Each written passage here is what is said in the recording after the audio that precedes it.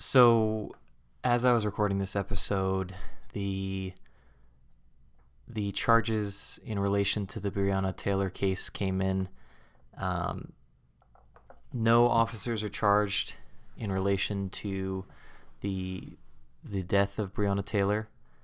The only charges that have been filed are against a single officer for wanton endangerment of neighbors in the apartment, since many of his shots were errant and hit the walls. I think this is a horrible outcome. I think this is an incredible amount of disrespect for the life of Breonna Taylor and for her family. I'm incredibly disappointed in our justice system that this is the result. And I think especially since, in the context of recording this episode, which is about Black women being forgotten,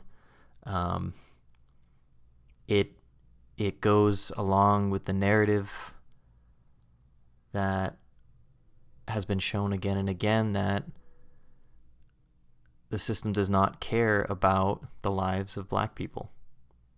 If a innocent Black woman can be shot and killed in her own house, and there is absolutely no accountability to the police officers involved, then that is a loud statement that from that city that her life didn't matter. And that is exactly what this recent movement has been about. This is exactly the kind of things that we are looking to change. So I just wanted to express my feelings about that in this episode. And I hope that something better can come out of this. But I think it'll take a lot of work for that to happen. But know that I am not satisfied with this. I don't think any of us should be.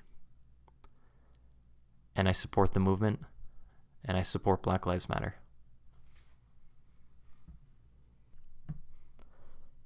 Hi, everybody, and welcome back to Singing for Survival, the Capoeira History podcast. This is Desconfiado. So today's episode is going to be a little different than the first few that we've done here, and it's due to the organic nature of how I've been researching these topics. So this started as an episode solely on Dandara, the wife of Zumbi. However, as I was researching, some issues and current events within Brazil were brought to my attention. A Brazilian listener named Ricardo informed me that there's been a debate within Brazil on whether or not to include Dandara in the Pantheon of the Fatherland and Freedom, which is a museum for national heroes within Brazil. This debate is fundamentally centered on the legitimacy of oral histories as compared to written ones. And I think that makes it a really important topic for us to discuss as Capoeiristas. In Capoeira, most of our history is preserved and told through oral traditions like songs and stories. So it's important for us to not discredit oral histories as less than written histories, which is kind of fundamentally the problem that has arisen from more of a Eurocentric view of how history is recorded and told. So in this episode, we'll be talking about Dandara and another figure named Louisa Mahin, and how both racism and sexism affect the way their histories are told. Like I said, I think this is a really important topic for us to discuss in the Capoeira world.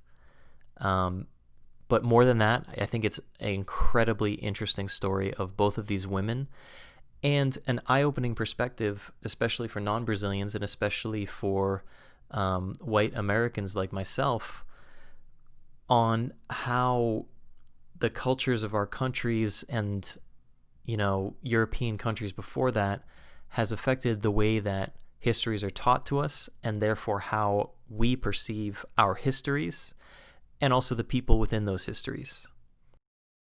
With that being said, I want to be very clear. I am not an expert in this field of study, and I don't mean to represent as giving the whole answer or the whole picture. I can't possibly do that in the span of a podcast episode. I'm merely opening the door to this perspective to give you food for thought and more things to research yourself. The purpose of this podcast has never been to have it be a one-way exchange. I've always wanted to have a community learning effort, and this episode is no different. So with that, let's get into our story of Dandara and Luisa Mahin. Dandara, Dandara do meu quilombo, me faz livre voar, rainha do meu Congo, me dá forças pra lutar. Boto a cangalha de roupa pra lavar, boto o mandinga no seu patuá. Você vai pra guerra, nego, eu espero você voltar. Vai, meu guerreiro, leva a libertação, leva a coragem no peito e na mão o meu coração. E toda vez que ele vai, não vai com ele a aflição. Espero ver-te de novo, voltando em seu alazão. Dandara do meu quilombo, me faz livre voar, rainha do meu Congo, me dá forças pra lutar.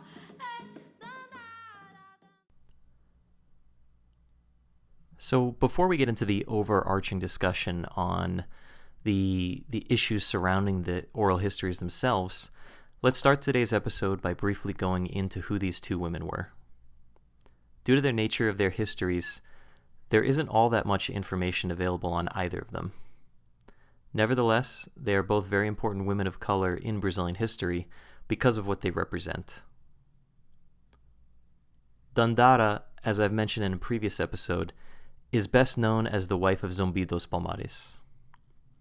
Like Zumbi, her origin is largely unknown, though there are some stories that tell of her being born in Brazil and coming to the Palmares as a girl.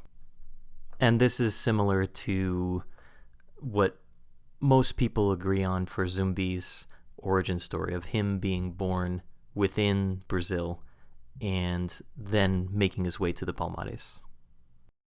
In the Palmares, she was said to be a fierce warrior and participated in all of the major battles with the Portuguese and Dutch.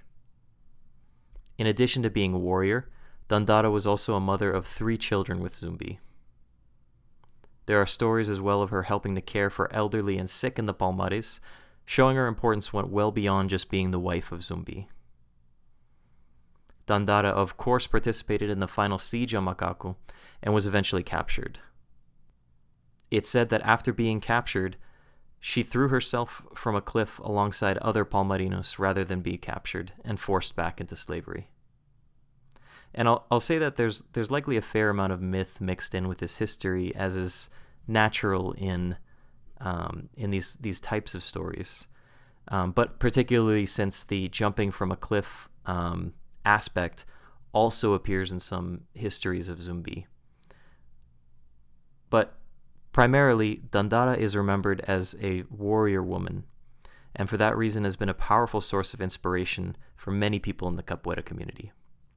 But beyond these few details, there's not really much else known about Dandara. Most of the sources that you can find essentially repeat these few points in slightly different ways.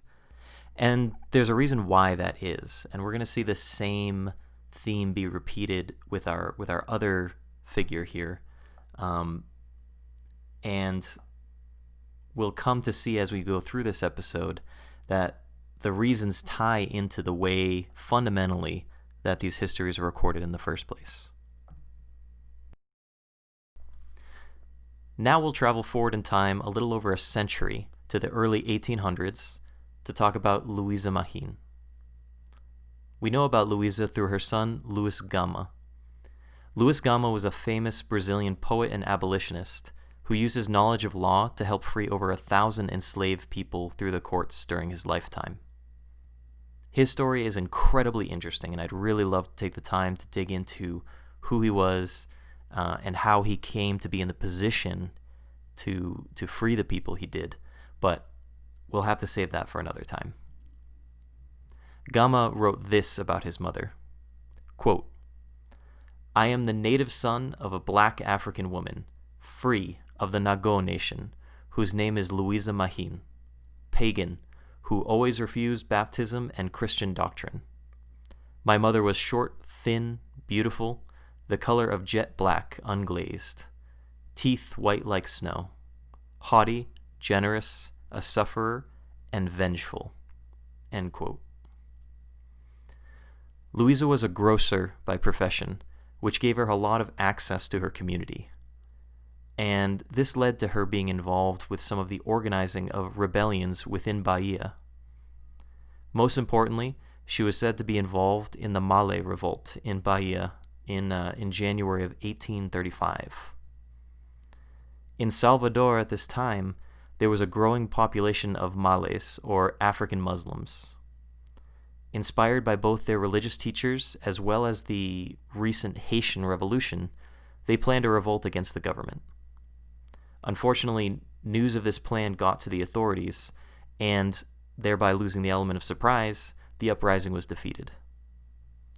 Louisa, as well as other leaders of this revolt, were able to escape persecution, and it's said that she ran to Rio de Janeiro, leaving her son Luis with his father.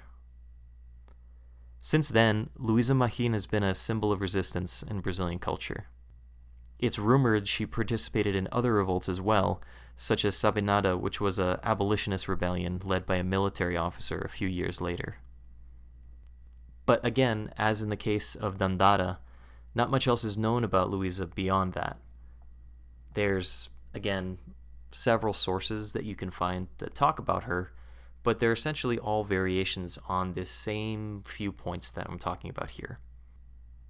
So, we see from these descriptions that though Dandara and Louisa Mahin were alive in very different times and thus did very different things, they're similar in that they are both symbols of resistance in Brazilian history. And on top of that, they are black women who symbolize resistance in Brazilian history. This makes them important not only to Brazilian identity, but also to Capoeira culture, because so much of Capoeira culture is about resistance. But I emphasize here that they are both black women because that plays a large role in the emphasis that history has put on them. And that is what I want to bring the central thesis of this episode around to. But here at this stage, now that we've outlined who both Dandara and Louisa were, I want to take a quick break and connect us to some capoeira music that talks about the life of Dandara.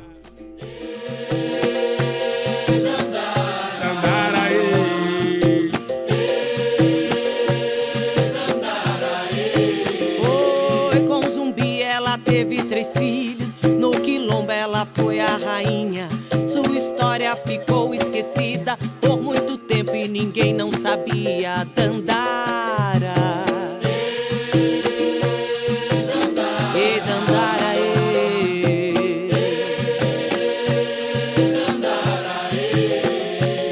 Domingo, Jorge Velho, junto com seu bando, os mucambos queimou, atacando o povo quilombola e Dandara lutando, ele a capturou. Dandara, ai Dandara,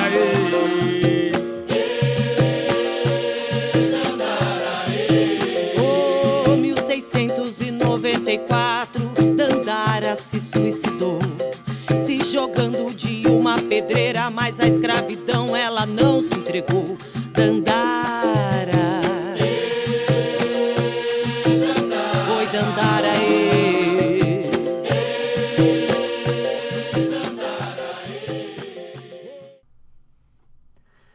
So this this is a pretty popular song by Mestre Bahon and Carolina Suarez.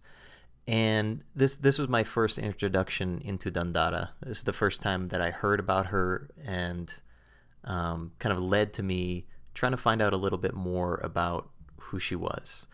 And this song basically covers all of the points that we went over earlier. It talks about her having 3 children. It talks about her being a warrior. It talks about the final assault on the Quilombos, where she killed herself by throwing herself from a cliff. And most importantly, it talks about her story being forgotten or lost. And that's kind of the way that we talk about people like Dandara, people like Louisa Mahin, their stories being lost to history because of the biases inherent in how our histories are recorded. And this all ties in precisely with the main point of this episode, where I want to look into how these biases exist and how they relate to the current debate over the inclusion of Dandara and Luisa Mahin into this the Pantheon of the Fatherland and Freedom. The Pantheon of the Fatherland and Freedom is a museum dedicated to the memory of important figures in Brazilian history. It was opened in 1986 and was inspired by the death of Tancredo Neves, the first elected civilian president after the military dictatorship. So, in this museum, there's the so-called Steel Book. And in this book, you have recorded different names and biographies of people that were inducted into the Pantheon. So, for example, Zumbi was incorporated into the Steel Book in 1997, but the first female figure was not inducted until 2007, and this was Ana Neri, a nurse and heroine of the Paraguayan War. But still, all the way through 2018, there wasn't a single black woman inducted into the Pantheon. And this kind of starts to paint a picture of there being some sort of biases inherent in this Pantheon, and we'll examine that as we go forward. But in 2019, both Dandara and Louisa Mahin were approved for inclusion in the Steel Book. However, this sparked heated debate within Brazil. Some people argued that the places in the Pantheon should be reserved for more real black female figures. As we talked about briefly when we went into each woman here, most of their histories are preserved through oral traditions, and there are very few written records of either of these women existing. So that begs the question, did they really exist? How do we qualify who is and is not historically legitimate? And on top of that, what kind of biases are existing in the Pantheon of the Fatherland and Freedom that would cause there to be no black women inducted from 1986 all the way through 2019? To answer these questions, we need to talk about how African and indigenous histories are kept and the kind of biases that Western academia holds against them. There's an African proverb that goes, quote, "Until the lions have their own historians, the hunting stories will continue to glorify the hunter," end quote. This is an excellent summary of how historical record has been colored by the European and American historians that wrote it. Most of the histories that I've been taught, speaking as an American, follow the written records of these Western authorities. And I'm not saying that that makes them incorrect necessarily, but it certainly affects which stories are told and the way in which they're told. This is particularly evident when we consider the history of Africa and indigenous nations and peoples. European scholars have historically had a very negative view of African history, the people, and the importance of their nations. Hegel, in 1956, said, quote, Africa is no historical part of the world. It has no movement or development to exhibit. End quote. Trevor Roper said in 1963, quote, Africa had no history prior to the European exploration and colonization. That there is only the history of Europeans in Africa. The rest is darkness. Her past, the unedifying gyrations of barbarous tribes in picturesque but irrelevant corners of the globe. End quote. These scholars took the absence of written sources to mean that Africa had no historical legacy to speak of. Just because the African people did not record their histories in the same way as the Europeans, they disregarded them. I think this is similar to how people react to others who speak a different language. Many times, people make judgments on the intelligence of others who either don't speak their language or who speak it poorly.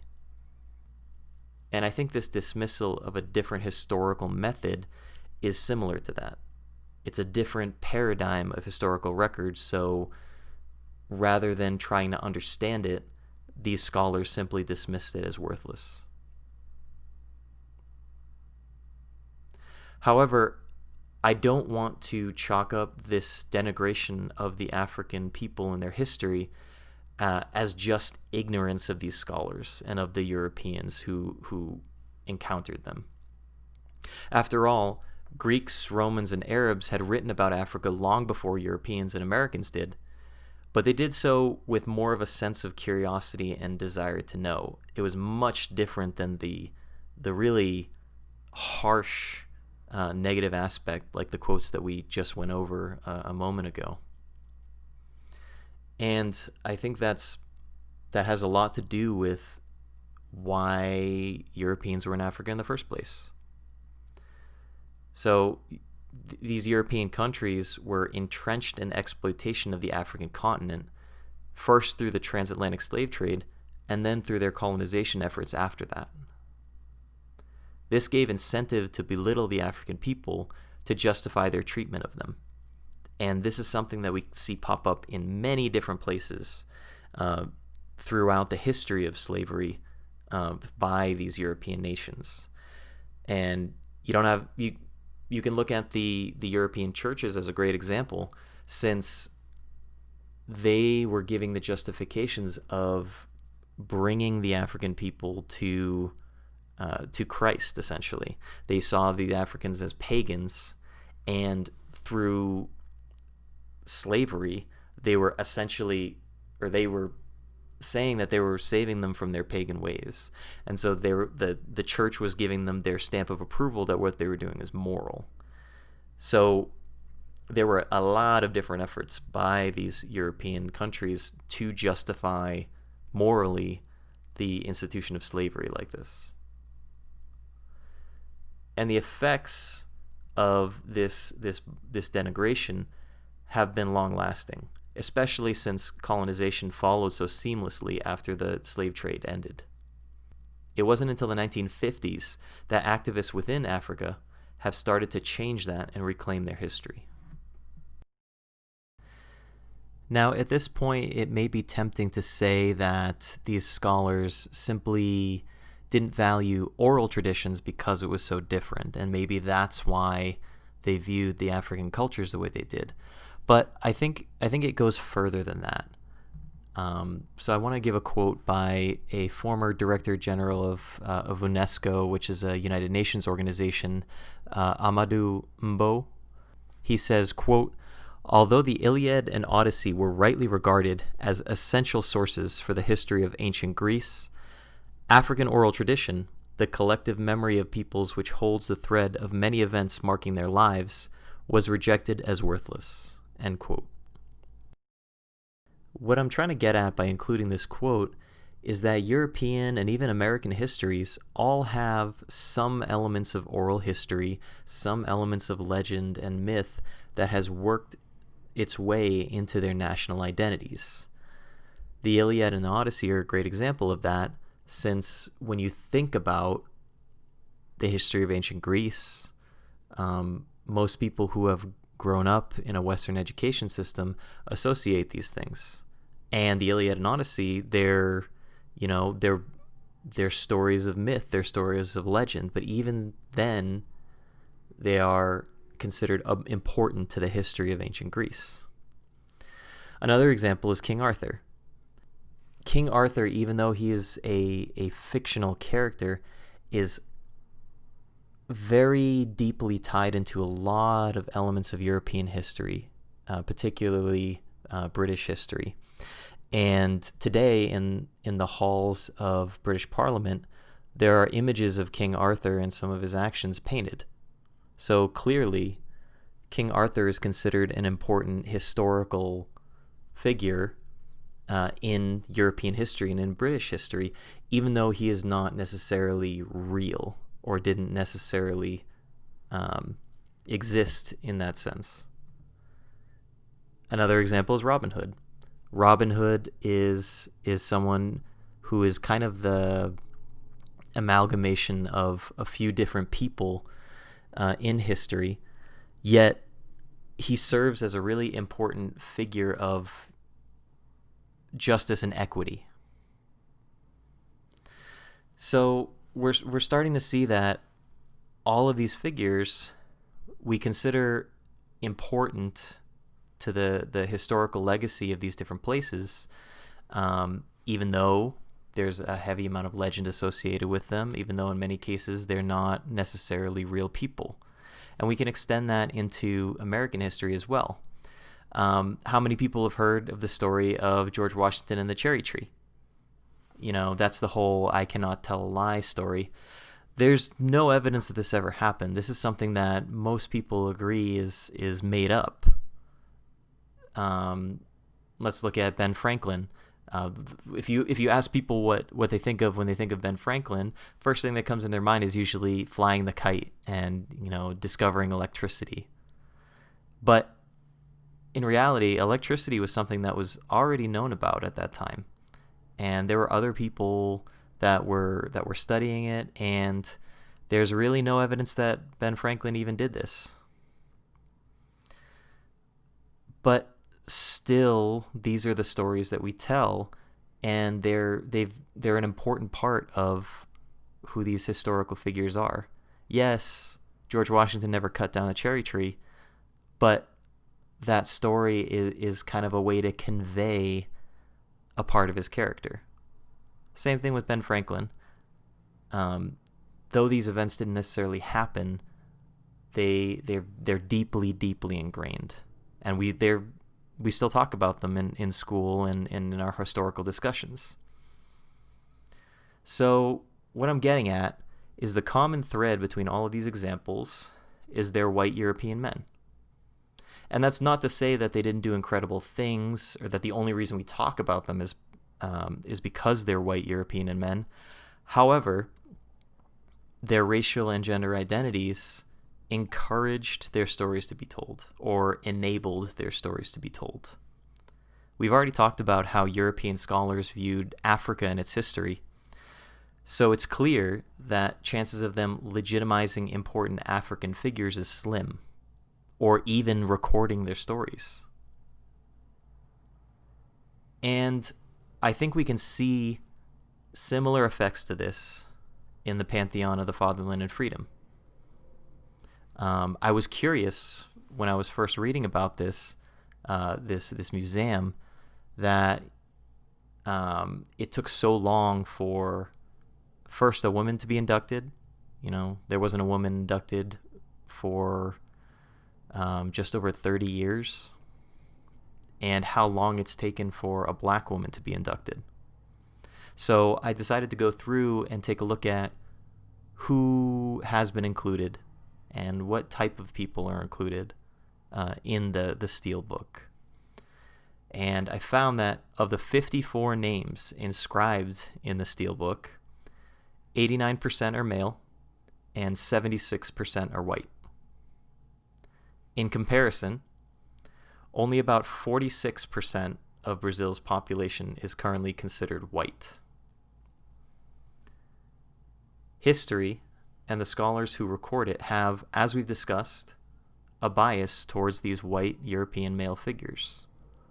They consider them to be more important, and they're more likely to have their stories told. They're more likely to be remembered in the traditional way. There's more written records of what they did.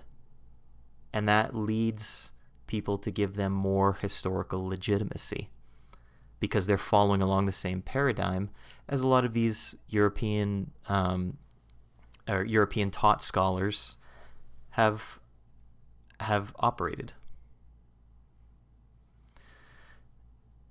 And that brings us back to the subject of the inclusion of Dandara and Luisa Mahin in the Pantheon.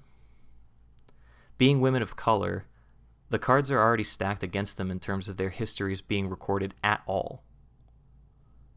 First, much of their remembrance in oral tradition, as we've discussed, is often dismissed.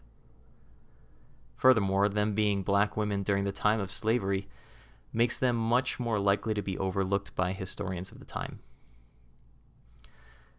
Recently, many black women in Brazilian history are being rediscovered through the work of ethnographers, meaning these biases have certainly led to many histories being lost. And when you hear people talk about, say, Dandara, especially in the Capoeira community, and especially in songs like we discussed a little earlier, a lot of the discussion is about how her story was forgotten, how her story was lost. And this is a product of who exactly was recording that history and what they thought about black people, and even further than that, black women. We've demonstrated biases of European scholars against African people already, and in these times that is going to go even farther for women. So the question then becomes, do I personally think that these women should be inducted? And I don't know that I can really say as a non-Brazilian. I care a lot about Brazilian culture, and I put a lot of effort into trying to understand and internalize it. But ultimately, I'm an outsider to the culture. So it's hard for me to say who is important enough for this kind of cultural recognition. But what I do think is that considering these women not real enough for the Pantheon is doing them a massive disservice. And I don't think saving spaces in the Pantheon for better, quote, better black women is the right mentality to approach historical figures with. And on top of that, I think these ideas are directly tied to the racism and sexism that has affected the way we remember history. We are living now in a time where the histories that we are taught are a product of the systems that came before us. And it's very easy to see that these systems have been heavily influenced by racism and sexism. So in order to correct that, in order to have better histories, we need to understand that just because a history does not follow the same standard that European scholars have set does not mean that they're not real, does not mean they're not historically legitimate, does not mean they're not important. And I think the argument that these women are not historically legitimate enough is buying into that racist and sexist attitude. With all of this being said, one really important question remains, and that's, what do we do about this? Especially as people in the Capoeira community, which has such a rich tradition of oral history through songs. And I think that one of the most important things we can do is learn about the history, the events, the struggles, the people, and not just from traditional academic sources, but by studying the songs we sing and the music we play, by talking with mestres and older instructors to learn about the stories they were told and the stories of their lives too. Learn about ethnography and the current efforts of scholars to better appreciate and incorporate the oral traditions of both African and indigenous cultures. And finally, try to be conscious of your own intrinsic biases as you learn and as you study. As an example, in this podcast, I am looking at mainly historical figures in Capoeira history and more broadly in Brazilian history. As I plan my episodes, I need to ask myself, am I only choosing men? Am I overrepresenting white/European people? Am I overlooking or devaluing oral histories? We all have hidden biases that are imprinted on us by our upbringing, our schooling, and our culture. But by being aware of this bias and checking it when we can, we are less likely to propagate it to our friends, our family, and our community. And we will better have an appreciation for the people that history in the European, in the written sense, may have overlooked. So this brings us to the end of our discussion today on Dandara and Luisa Mahin. And this was, I think, a really powerful subject for me personally. I did not expect this research to take the direction that it did, but I'm glad to have been exposed to this debate and this discussion within Brazil. And I think it's very important that, especially speaking for myself, as a person who is a white American man who obviously has a considerable amount of privilege in my life, to understand the shortcomings and the biases inherent in the histories that I've been taught through my life. And it makes me think about the parts of American history that I may have missed. And I think it opens up a lot of additional avenues for learning and for really understanding the different cultures that have been systematically oppressed throughout our histories. So along those lines, one common thread that I mentioned as I was talking about both the stories of Dandara and Luisa Mahin is that there's not a whole lot of information available. There's not a whole lot we can find. So I want to ask all of you who are listening, what stories you have been told about either of these women, or what connection you have to either of them. Were they an inspiration to you? Did you see them as someone who was important to either your personal development or your life in Capoeira? Anything you have to share. I'd really like to compile these different stories in order to have this community knowledge, and so I personally can learn more. And so let's end today's episode on that note. As always, if anyone has any questions or anything that they'd like to contribute, please feel free to send me an email. My email is in the description of this episode. I'd really love to hear your thoughts, to hear what comes to your mind when we talk about these stories. And so, thank you as always for sticking around to the end of the episode. I hope you enjoyed it as much as I enjoyed doing the research, and I'll see you next time. Me faz livre voar, rainha do meu Congo, me dá forças pra lutar. O vento avisou, o vento avisou. Lá vai o rei novamente, corajosamente, amargamente, segura as mãos de Dandara. promete mais uma volta e Dandara chora.